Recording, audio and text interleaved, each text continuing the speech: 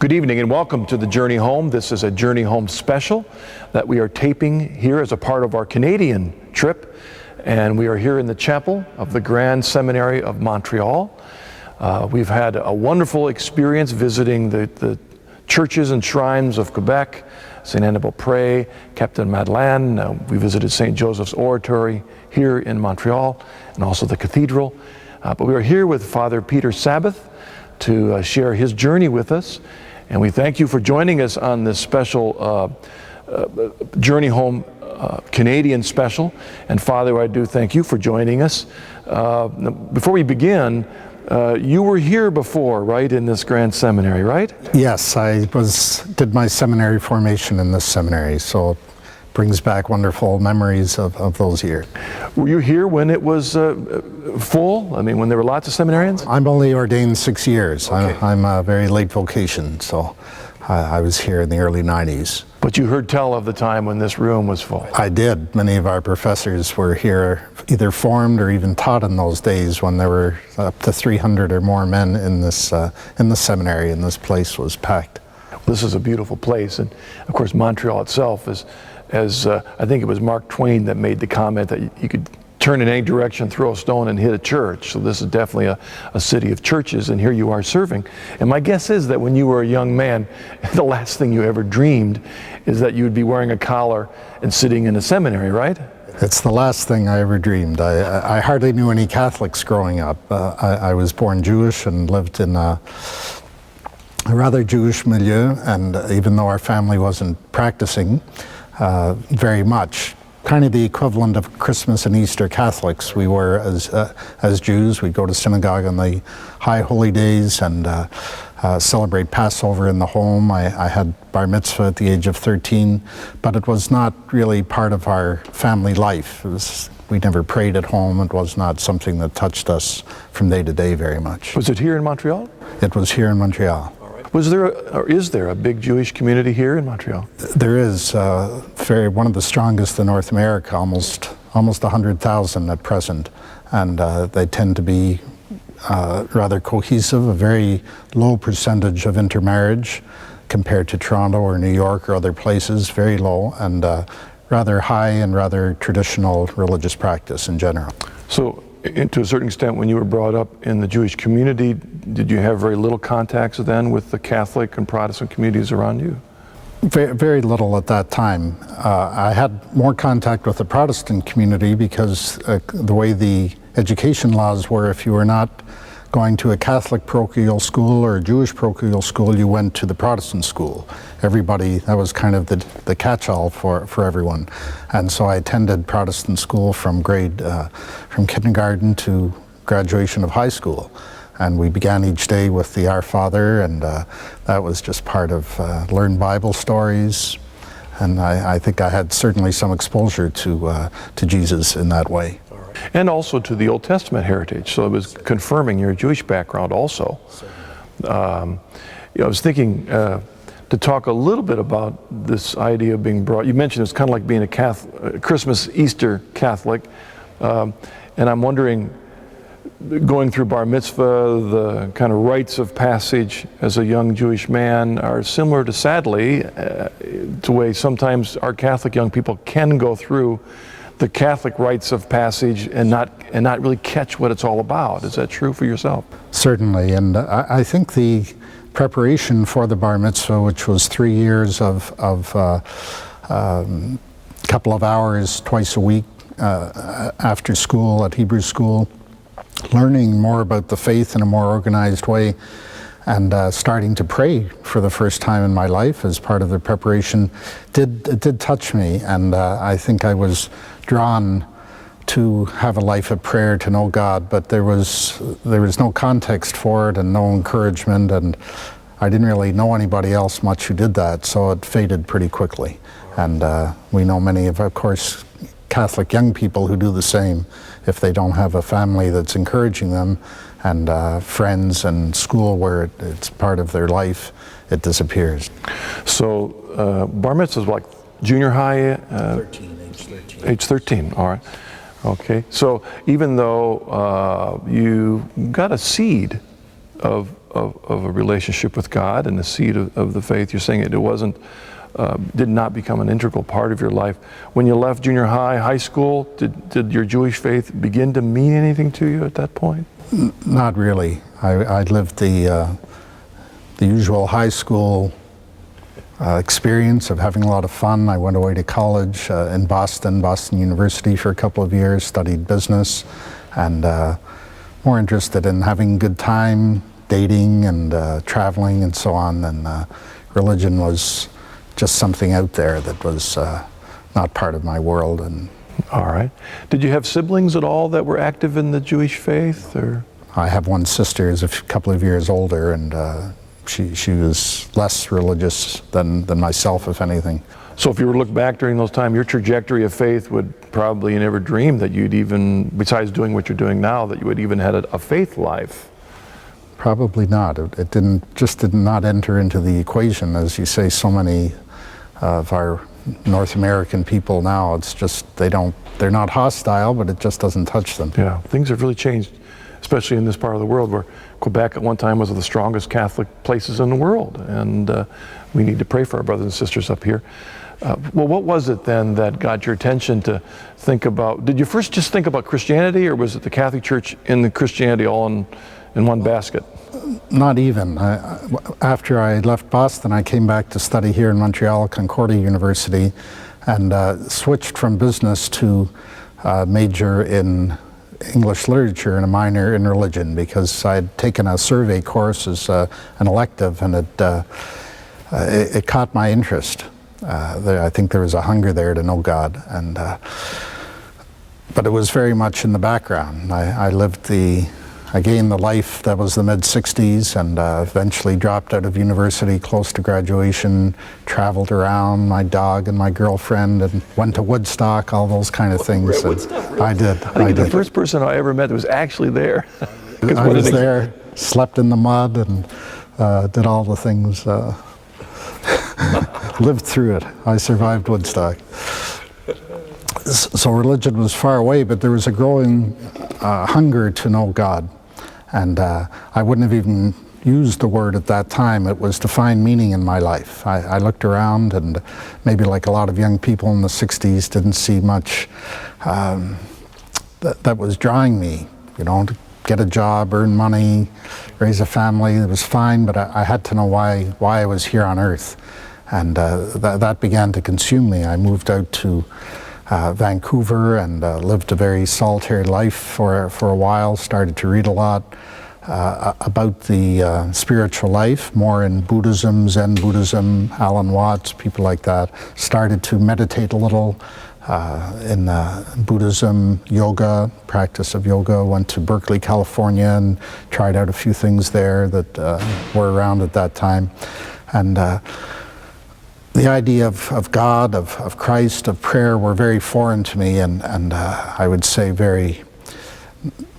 I was somewhat hostile to those ideas, and it was not something that would touch me. Would you say your search was really more of a finding of yourself and who you are in the midst of this great creation, as opposed to a search for God? I think it was both, but I would have used the words looking for the infinite or the eternal rather than God. I used to wince when I had to say God or Jesus. I found those difficult. There was a turning point, I guess, when a Catholic friend, I started as a young man, knew a few Catholics, and he said, well, why don't we make a retreat this weekend, go to a monastery? Sure, cool. I had no idea what that was, but we did go to a Cistercian Abbey not too far from Montreal. Boy, that had to be really radical. Huh? It was radical, and it touched me very deeply. And just listening to the chanting, the Gregorian chant, being one with nature, the silence, all these things that were completely new to me, touched something very deep inside. And I remember coming back to Montreal on a Sunday afternoon and trying to find a church. I just wanted to be in a church. And I tried a few places that were locked up and gave up and kind of forgot about that for a little while. Went back to your other way of life, pretty much? I went back to another way of life, although continuing to ponder some of these things a little bit. Took a few detours. This is my early 20s. Okay, you're still, so it's still got quite a ways yet before you hear the vocation. So are you now drawn to the Catholic Church when you're in this point in your history, or you're still going to drift for a while? I was still adrift, and finally was decided to focus my search a little more, my life, on finding God and meditating more. I couldn't talk about prayer too much, and I heard about a retreat house that was being set up, and I went and spent some time there, and that's when things started to open up in me. We were living near a Benedictine monastery also outside of Montreal, and I spent a lot of time there and just drinking in the silence, the solitude, and the Gregorian chant, and started to experience God and Christ in my life, and gradually the barriers started to fall, and at a certain point received the gift of faith. And that's unique the way you said that. And I think it's very important that it isn't just kind of a pick yourself up by your bootstraps, but recognizing that it really was the grace of God, right, cutting through the mass of stuff that had been accumulated for the many years. Absolutely. There's very much the sense that although I was desperate to know God, and I felt at one point that life wasn't worth living if I really couldn't know Him, and at the same time the awareness that I was receiving something from Him. So it was this opening oneself to the Lord and to receive something that He gives us. Were you being drawn at all to rediscover your Jewish roots as a result of this? Well, not very much. Certainly not at that time. That was, I was Jewish. I never denied it. It was who I was, but it was either had not been exposed to a deep enough level of Judaism. It was not part of the equation. I think really I was drawn to Christ from a very early age, which something that I found out later in life. Okay. So now you're getting this gift of faith. It's kind of scratching the surface. Did it take a while before you to make a full commitment to the church? Well, it took a while before really I received that gift of faith. It was at St. Joseph's Oratory, in fact. I was there with a Catholic friend at a Mass, and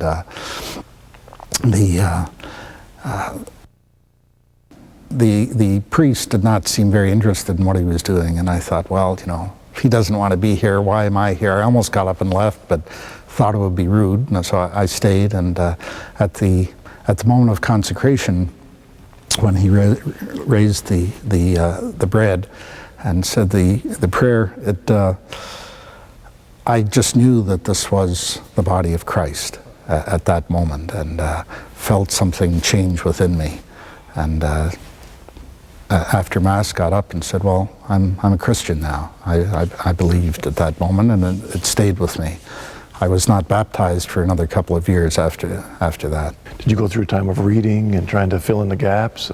A certain amount, but given the context that I was in, which was, again, the early 70s, it was a bit of an anti-intellectual time in our culture, and I had this just very intense desire to know God with my heart and to have the experience of God, not to read about Him. That came later. How did it affect your life at the time, the way you were living? Well, by that time I was living a fairly monastic kind of a life anyway, and had withdrawn very much from the world and from the friends and acquaintances that were still living that 60s kind of life, and I'd pulled back from that, and so that was the way I wanted to live, consecrated to God and immersed in the spiritual life. But it took you a couple years to get baptized. Yes. What was holding you back, do you think? Well, I think I just wasn't ready, and I was living in a Catholic environment, and maybe didn't feel the lack of anything too much. And at a certain point, I was making a retreat at the Benedictine monastery of St. Benoit du Lac, and I realized that I wanted to receive the sacraments. I wanted to be able to receive the sacraments. It wasn't enough just to know Christ. And so I called one of the monks I knew there and said I wanted to be baptized. And he said, well, that's great. I said, well, what are you waiting for?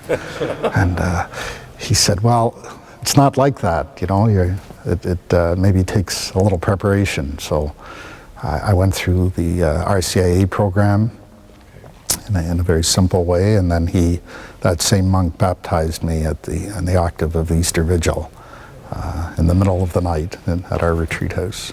And when was that? That was in 1976. Okay, so 76, you're baptized into the church, receiving the sacraments. Yes. A strange thing for a Jewish boy to do. It was. Did your family and friends like the decision you made? I don't think they liked it, and I'm not sure they ever fully understood it, but they respected it. And in fact, quite a few of them came to my ordination as a priest at St. Patrick's Basilica here in Montreal in 1998. And it was very, very moving and meaningful to me to have them there. Well, I will make the comment, I really appreciate you being here with us today, because even as we speak, your mother is in the hospital, isn't that correct? Yes, she broke a hip. She's undergoing surgery right now. I appreciate you being here. So we're getting our interview done here as succinctly as we can, because I know also where your heart probably is. But you know, and our prayers are with your mother right now as she is there in surgery. You become a Catholic then, but at what point did you discern the call to the priesthood? I would almost guess at this point you were discerning the call maybe to the contemplative life. Well, I was, in fact, and I'll mention one thing, that at the time of my baptism at St. Joseph's Oratory, I guess I received a kind of a baptism in the Spirit. I received the faith, but at the time of the actual baptism, a few years later, after the celebrations were over and things calmed down, what came to my mind was that something had come to completion that had started when I was just a child. And what that was having been taken by my parents to see a film. And it was called The Robe, based on the novel of Lloyd C. Douglas, which was very well known, and as I find out later, was responsible for many conversions to the faith. I used to read it every single Easter after my adult conversion, yes, for a number of years, yes. I saw it, and I knew I had seen it, but I never thought about it again. But some seed was planted there in seeing this story of a pagan convert, in fact, and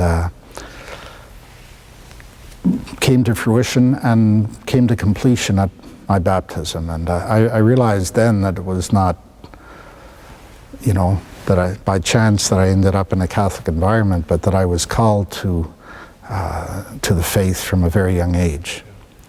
Speaking of my mother, some years later, my mother asked me, she said, well, why did you become a Catholic anyway? I never really understood it. And I told her a little bit about the Eucharist and about my faith, and receiving the gift of faith at St. Joseph's Oratory. And she kind of went a little pink, and I said, well, what's wrong? She said, well, you know, when you were young, we used to live near there, and sometimes we'd walk up there just as a nice place to visit. And one day it was raining, we went inside, and she said, I don't know why, I never did before or since, but I lit a candle for you in that place. And 20 years later, in the same spot, I did receive the gift of faith. So these are mysteries that we don't understand fully in this life. Yeah. Well, there's that mystery. We were just at St. Joseph's, and there's the mystery of the connection between those lit votive candles and the prayers of the people who you know, put the nickel in or whatever it is to buy that little candle and light it, and they light that candle and they go off and they do back into their regular life, but then that candle represents the continuity of their prayer as long as it burns. There's a mystery there, but the mystery, that beautiful sacramental of the power of that candle. In a sense, your life is kind of a witness to that very thing. Yes. In fact, I was there myself this morning and lit a candle for my mother at this time. And how did you view your Jewishness at this point? Now you are converted to Christianity. Well, I don't think I thought very much about it. Okay. But over the years, as a Catholic, I would say I feel more Jewish and more in touch with my Jewish roots than I did even then. Maybe we'll talk about that later in the program. So you're now, through the gift of faith and then the gift also of the baptismal graces, you're a Catholic. Did your thought about priesthood come along right at the same time? Or not at that time. I was working in a retreat house. I worked there for many years, both outside of Montreal and finally in Montreal. And at a certain point, the house closed, and I went to Rome and began to study. And perhaps it was there that the vocation was formed a little more. You were still just studying just to learn more about the faith? Yes, I think it was that point, even though I had been a Catholic for some time, had been giving retreats and to clergy and to lay people, to religious coming from many places. I started to feel a hunger to know more the reasons for my faith and to explore that. And a sabbatical in Rome turned into a longer period of study. How did you find Rome when you went over there? Because I'm wondering that the statues and the pictures are quite a bit different than your Jewish background. Well, Jews don't have statues or pictures, it's true.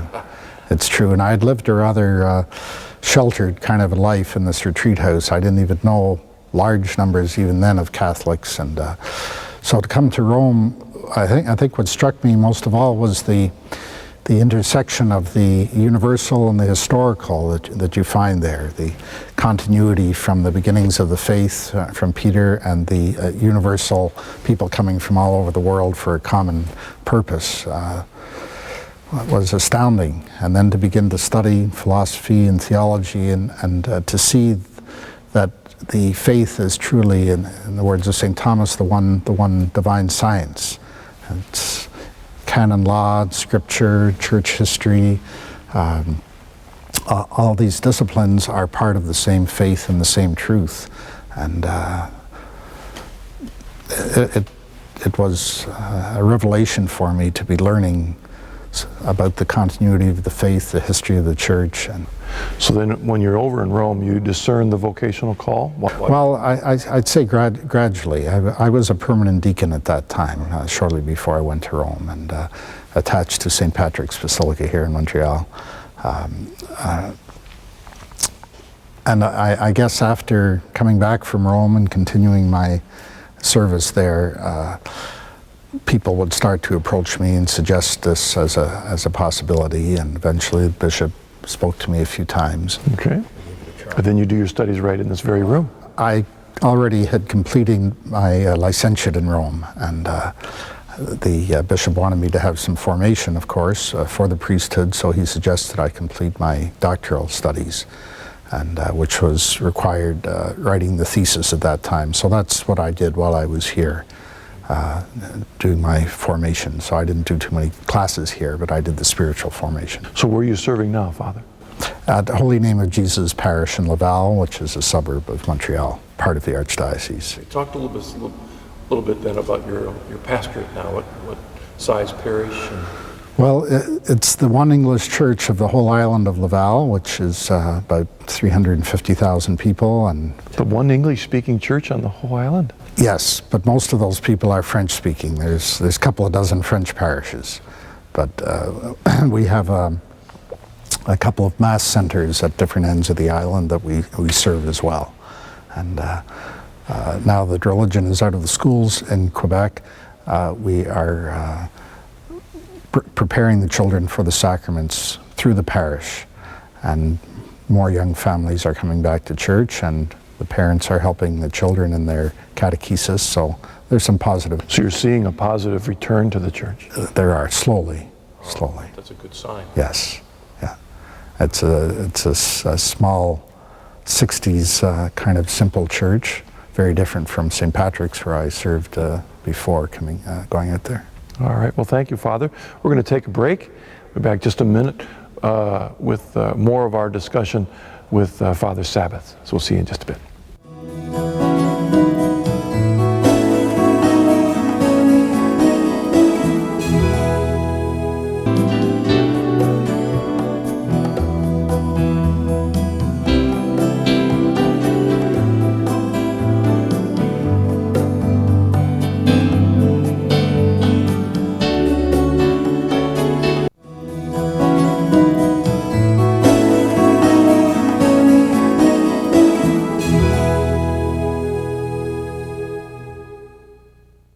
Welcome back to this special edition of the Journey Home program. As I mentioned earlier, we are here in the chapel of the Grand Seminary of Montreal as a part of our trip to Canada. And it's been a great, I'll tell you, Father Sabbath, it's been a wonderful trip here, visiting all these churches from Quebec all over here to Montreal. But as I've mentioned in another segment of our documentary we're filming, that we've just barely scratched the surface here in Montreal. We visited St. Joseph's and the cathedral and here, and there's so much more to see. Well, Quebec is the kind of the birthplace of the faith in North America, as you know, and Montreal especially was founded on a mystical vision by Jerome de Loyer. Actually, could you talk about that? I don't know too much about the history, but he did, he was in France and he did have this vision of a city dedicated to Our Lady, Ville-Marie, which is the former name of Montreal, and that's when the foundation began to take place.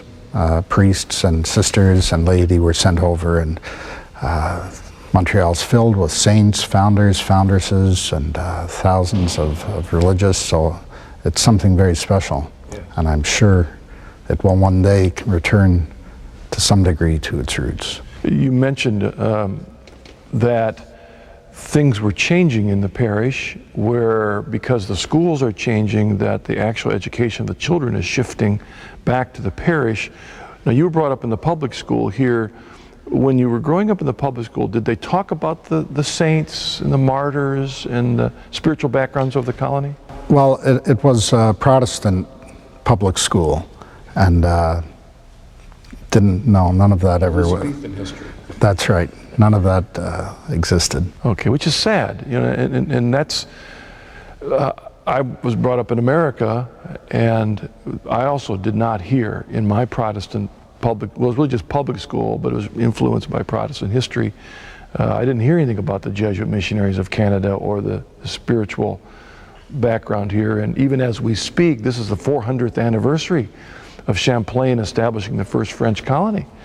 So it's very historic. And wouldn't you agree that, well, first of all, do you think it's a good thing in a sense for now recognizing the fact that the religious education of the children is back in the parish? I think it's good in that the level of catechesis is probably superior to what was being received in some of the schools, at least in recent years, because I think in many cases the children were being taught by teachers who were no longer believers or were even openly hostile to the faith, and the material was a little wishy-washy, as it was even in the States in many places in the decades following the Second Vatican Council. So we've brought in the Faith First program for the English parishes, which comes out of the States, and with the priests and the parish catechists teaching and the parents involved, they're learning their faith or relearning it, in many cases learning it for the first time. We require pretty strongly that the parents attend church with their children each Sunday, and got a lot of resistance from that at first. You know, you're treating us like children, and we have things to do and places to go, and but after a while many of them say, gee, this is the best part of our week. You know, no working, we're not running around at the mall, we're here together worshiping and helping to strengthen our values with the support of the community, and our children are learning about their faith. The downside is that those children who don't come to church for these programs never have any contact with religion, with a priest. We don't go into the schools at all anymore, and they're living completely cut off. They'll know more about cartoon characters than biblical figures at this point. which is kind of hard to imagine when, when the Jesuit missionaries came here, they were coming to a people that were truly invincibly ignorant, had never heard anything about Jesus and salvation in Christ. So we kind of become presumptuous of this Christian continent, quote. But the reality is, what you're saying is that the numbers of people growing up that have no contact with the faith is actually increasing. Yes, we're seeing many young people, for instance, who come to be married who are not baptized. They're not Jewish, they're not Muslim, they're just more or less nothing. And at some point they want faith, and the ICA programs are growing, I would say. So that's good to hear. And there's another aspect of your life that seems a parallel to what I've seen in the church, where you were brought up in your Jewish faith, but not really with the faith. You did the externals, you came through the system, and then when you started to experience a spiritual renewal, you were kind of inoculated to your past. You were really drawn to that. But that can also happen to our Catholic young people, isn't that true? Yes. They can go through the rites of passage, and then sadly when they become adults, if they do have a spiritual experience, they may not be drawn to their Catholic roots, but look elsewhere. Well, that does happen. A young woman came in with her children to sign up for the catechesis program the other day, and she said she's been going to church with her husband, who's evangelical of some kind, and she likes the atmosphere there because they read the Bible and it's very warm and intimate, and she's Catholic. She wants her children to be Catholic, but there's something that she's not getting that many are finding in other churches, and I think we're addressing that through things like the Alpha program, through other programs that interact with people on a more personal level, separate from Mass, but not obviously opposed to it. And we're starting programs like that in our parish, Bible studies with young adults. At Lent, we showed the Father Grichel's video series on the mercy of God with a group of adults and discussion after. And those are the things that give people a sense that it's their community, and they come into church on Sunday morning and they've interacted with 10 or 20 or 30 of those people. We'll be starting a Bible study in the fall of the Scott Hahn program that's available now for our young adults. Really this is a great time, because never in the history of the church have so many great resources been available. Wonderful. The EWTN, the television and radio, but also video and tapes and books and resources. We have the resources, now we just need to encourage the people to come and listen to the resources that are available. Many people don't even know what goes on in church anymore. They drifted away 10 or 20 or even 30 years ago, and have no idea what happens in church and what's available for them. Now, you were at St. Patrick's here. Can you talk about that experience? I was there as a deacon for a number of years, and then as a priest for 2 years as my second appointment. Is that an older church? We've not visited that in our... It's the mother church of the English Catholic community in Montreal. It was built in 1847, so it's 155 years old or so, and it's one of the 4 minor basilicas in Montreal, along with the Cathedral, Notre Dame, and St. Joseph's Oratory. And I hope you have the chance to go there another time, because it's very, very prayerful, very special place just to walk in. Sounds like a good reason for our second trip here. It's right downtown, so you get a very interesting mix of a lot of young people because of the universities that are nearby, and it's downtown. A lot of business people, diplomatic people. The American consulate is right across the street, and so I found it very stimulating in that way, and was able to develop a pretty active young adults group that eventually went to World Youth Day in Toronto in 2002. And they have one of the more active RCIA groups in the diocese because there's so many young people downtown.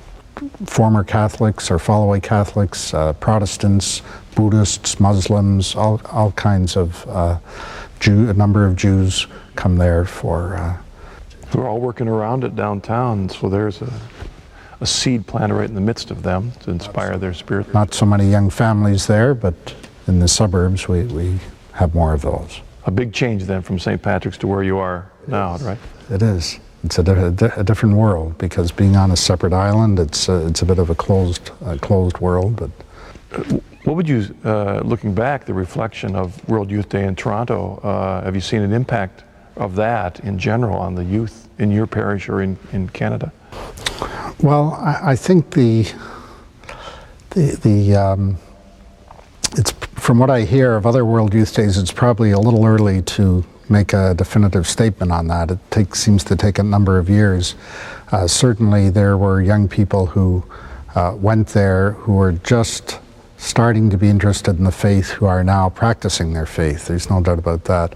And so many of our vocations to the priesthood were, if not World Youth Day, certainly from the present Holy Father, Pope John Paul II. Very much he's their hero.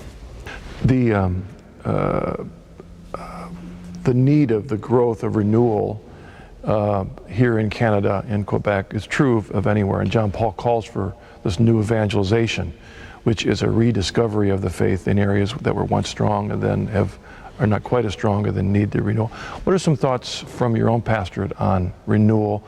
Let's say what ought to be done, what we hope happens here in Quebec, but then also at a personal level. Well, the religious practice in Quebec, as you say, is very low, much lower even on the French-speaking side than the English, and that's where it was so strong. And there was certainly a very strong reaction, and as part of the whole culture breaking down in the 60s and 70s, a lot of people just walked away. And yet they continue to identify themselves as Catholics. There's kind of a cult here in Montreal that tried to get go into the high schools and get the young people to come to a cross burning ceremony. And the teenagers, most of whom would never go near a church, beat them up and sent them away. We're Catholics, even though what that means, they're not too sure anymore. Yet the younger generation now, under 20, has no personal memory of pre-Vatican II or the politics in Quebec or anything like that. They're less knowledgeable about Christ, but they're more open at the same time because they're not carrying too much baggage. And I think the hunger is with them, as with anyone very much, is to have that personal knowledge of God. And the externals, the practice will follow that. But there's very much the need. Why am I here? Who am I? How should I live? And I'm part of a marriage preparation team with the Archdiocese, and that's how I speak to these young couples, many of whom are quite ignorant of their faith. It's help them to see their sexuality, their call to marriage, as answering some of those questions. What am I doing here? How am I supposed to live? How do I interact with others? I know one issue that's really on our mind in the United States is the pro-life issues, and especially Catholics who are in the public eye and being challenged to live their faith, who are not talking their faith, who are compromising. I'm assuming that the issues are just as bold here in Canada. Very, very much so. We've had no abortion law of any kind for many years, so it's more or less open season, and a number of our prominent Catholic politicians are certainly promoting, are not pro-life, let's put it that way. And a couple of the bishops have spoken out against them, as they have in the States. Well, even as we speak, this is the weekend before the vote on Monday, and when this program's finally broadcast, everyone will know what the outcome is. And I'm finding, as I'm listening to the radio, not just not just Catholics, but it seems like there's an awful lot in the country that are not happy with the candidates that are available across the board. And I'm wondering, as you mentioned, even those young people who, though they're not practicing their faith, though when they were challenged by this cult, they rose up and said, this isn't right. I'm wondering if that's the conscience of this province itself, kind of waiting. Do they really want this extreme liberalism that's there in the pro-choice Well, I would like to think it's that, Marcus, but I think a lot of it is more a reaction to other kind of scandals that have gone on in political life. The pressure, Quebec has a very low, poor record in terms of pro-life marches or anything like that. Some of our young people go to Ottawa, Toronto or Washington, but almost nothing happens here. And I think people in general are become a little cynical of politicians, whether they're in the right or the left. Well, it would be hard for a faithful, outspoken Catholic to get elected to office in either your country or mine. You know, so we need to pray for our young men and women who will feel called to take on those very difficult leadership. It's a sacrifice to throw yourself into the public world and yet take a stand for your faith. I'm reminded of Hilaire Belloc in England when he was elected to the position. I think he was in Parliament, and he held up his rosary beads and says, if any of you are going to be offended for my praying these beads, then don't vote for me. But you know, he's not going to compromise who he is for what he's called to do, and we need more people to take that stand. I did also hear that you had a great experience of visiting the beatification of Edith Stein. Is that right? Can you tell us about that? Oh, I did. That was about 5 months after my ordination, and it was kind of an ordination gift. And I really led to go by a program on I think it was NBC or ABC prime time news program on Edith Stein and her upcoming canonization. It was very, very well done. I've shown that program many times to groups.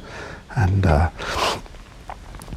as the only Jewish Catholic saint in recent times, I was very drawn to go there. And it was just a marvelous experience because there were people from all over the world and many Jewish converts from all over the world, including the Cardinal Archbishop of Paris, Cardinal Lustiger, David Moss of the Association for Hebrew Catholics in the United States, and some of his colleagues.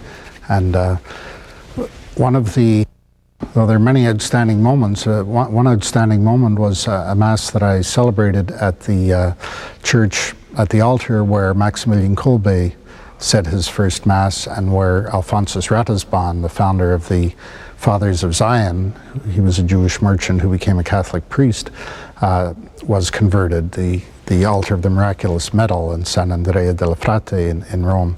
And in the congregation were a group of Germans with their priest, and they were trying to effect a reconciliation between Jews and Catholics, and to understand, as German Catholics, to understand their Jewish roots. And so it was many of those moments were very moving, and there were some Catholic converts in the congregation wearing their Jewish prayer shawls. And early in the program, I brought up the issue of the relationship between your Jewishness and Catholic. Talk about that again now as you look back as a priest and what you've come, especially for that experience with Edith Stein. How should we view our Jewishness as Catholics? Well, I can't tell you how you should. Certainly myself, I've never, you know, if someone wants to become a Jew, they need to renounce, if they're already Christian, for instance, they need to renounce their Christian faith. As a Jew becoming a Catholic, I didn't have to renounce anything. It was a completion, a fulfillment, a continuation. And I certainly would not have been able to do that, to renounce my Jewish faith, because I believe I'm still Jewish. I never stopped being Jewish, but was a Jew who had found the Messiah and recognized that he had come already. And I would say with the years that's certainly deepened in me. And there have been times when, on, for instance, a Saturday, I've gone to a synagogue for the bar mitzvah of a nephew or something, and felt very much at home. So many of the psalms and the prayers are similar to ours. And then on a Sunday, be at Mass, and see that very strong continuity. See, that's what I was meaning about even recognizing my own Jewishness, although I don't have any technically Jewish background, but isn't it true that to really appreciate so much of the Mass and so much of the whole, even the hierarchical understanding of the Church, you need to understand our Jewish background? Certainly. The New Testament itself, and I think that came out very strongly in the film The Passion of the Christ, how much Jesus was clearly a Jew. He was part of that milieu, and every Catholic, every Christian, to understand his faith has to know where Christ came from and how so much of the New Testament is taken from the Old. Reflecting on your own vocational call, Father, if young man was watching, struggling not only maybe with the gift of faith, but the vocation life, what are your thoughts of encouragement, for the encouragement of vocations? Well, there's certainly a great need for priestly vocations. It's the most wonderful life in the world. And, I think what struck me, one of the things that struck me after ordination was after I started to live as a priest and practice as a priest, that it's not until you are living that life that you know what it means. Because before you're a priest, you kind of look at the things that priests do, and those are wonderful things, to say the Mass, and of course you can't fully appreciate that until you are actually doing it, to be able to hear the confessions of others and be at the moments of their life, those very intimate moments in their baptisms, their funerals, when they open their hearts in confession and ask for counsel. Those are things you do, but also, first of all, as the Holy Father has emphasized, what a priest is first of all who he is, and he's changed by the sacrament of ordination, and that you can't know until you're living it. So it was an added bonus, a wonderful surprise to know what a confirmation of the call. Yes, yeah, and it's 6 years. The emotional high leaves after a few months, but you don't stop. I didn't stop being on the honeymoon of being in love with what I do and having the chance to serve God and serve His people. So anyone who has the sense of that call, I'd certainly encourage to pursue it. And what comes through very strongly in the seminary vocation preparation and formation is how free we are. No one pressures you. You are in a process of discernment, and some people leave, they discover they have another vocation. And we sit here talking not just in this chapel of this seminary, but we went back 300 years, actually almost 400 years, we were at the sending off point of the Jesuit missionaries that gave their life because of their deep, deep commitment to taking the gospel to the lost. How does that inspire you in your priesthood, and also what you preach to the people on Sunday morning? Well, we lead a much easier life, but the way our culture is developing in many ways, it makes us wonder if in 20 or 30 years we might not be in the position of taking, if not our life, at least our freedom at stake to get up and speak the truths of the faith.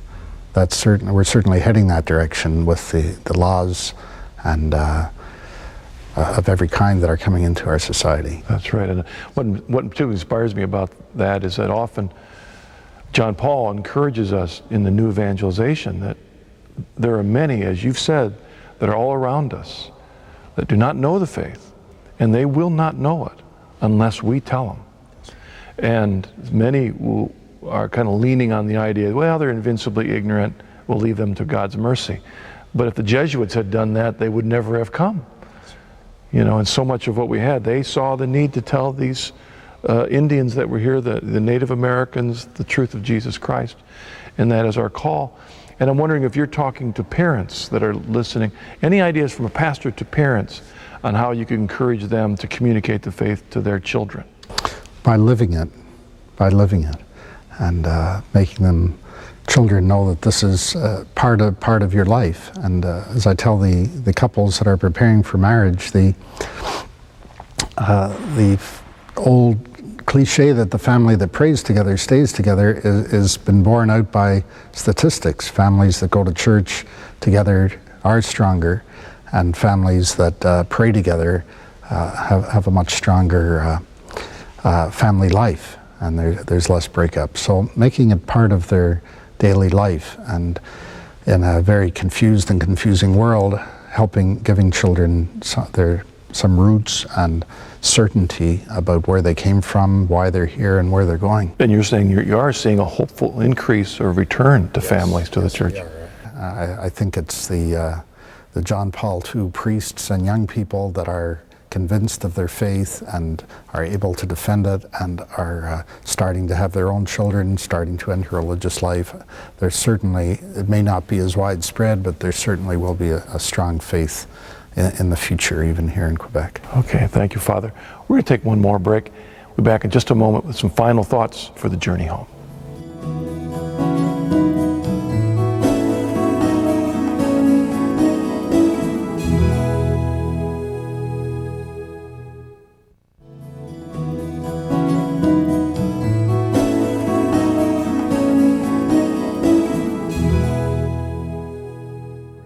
Father, in closing, talk a bit about the strength of our Catholic faith for strengthening our faith in Jesus Christ.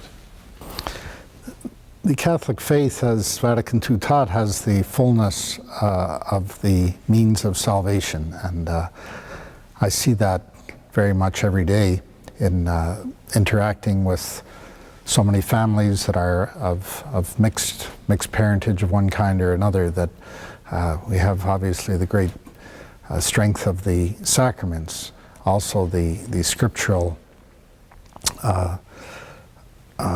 teaching that goes back to the fathers of the church and the apostles themselves.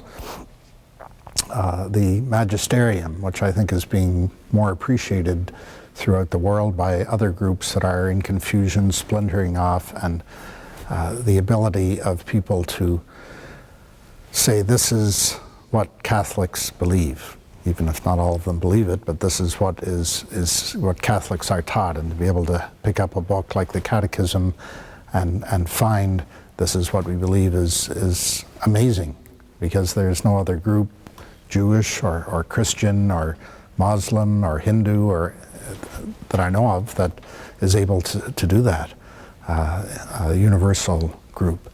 And to have the bishops and of course the Holy Father leading us is amazing. It's a great blessing. It is, and it's a blessing that we must never take for granted, and we encourage our audience to learn to really appreciate it if they have taken it for granted, and to take advantage of, as we visit the churches all over Quebec, we see many confessionals, and it reminds us of a time when there was long confessional lines, and that may not be true anymore. Well, not everywhere, but people still hunger for that personal experience of Christ, of forgiveness. It's something that's natural and required, and they say the lower the level of confession, the higher the level of psychotherapy. That's right. Father, may we have your blessing? Certainly. May the blessing of Almighty God, Father, Son, and Holy Spirit come down upon you and remain with you forever. All right. Thank you very much, Father. And thank you for sharing your witness with us. Thank you for joining us on this special edition of The Journey Home. And I do pray that God would bless you and guide us as we seek to follow Jesus and receive the blessings of His church. God bless you.